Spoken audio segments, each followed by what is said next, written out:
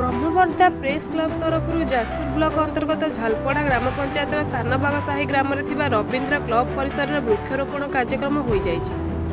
Press क्लबर सभापति बापूजी चरण जेना सभापतित्व में सकाल 7 घटिका समय रवींद्र क्लब परिसर मध्य नड़िया आंब पणस निम्ब यूकालिपटास भल बहु मूल्यवान गछ रोपण कर गछगुड़ी सार और खत दे लग गोरु गाई दाउर रक्षा बाण दि जाए सुरक्षित कर आज कार्यक्रम में क्लबर उपसभापति निराकार बेहेरा संपादक जजाति केशरी बेहेरा सह संपादक शंकर सेठी कोषाध्यक्ष मोहम्मद अली सभ्य स्मृतिरंजन राउत दीपक कुमार साहू प्रकाश कुमार साहू गोपीनाथ दास सुशांत जेना नारायण रथ सत्यव्रत स्वाई प्रताप पृष्टि चिंतामणि पृष्टि त्रिलोचन पाणी खगेश्वर सामल और सभ्या मधुस्मिता दास उपस्थित रही वृक्षरोपण कार्य सहयोग करते। जाजपुर ब्यूरो चीफ नारायण रथ रिपोर्ट वज्र संपद।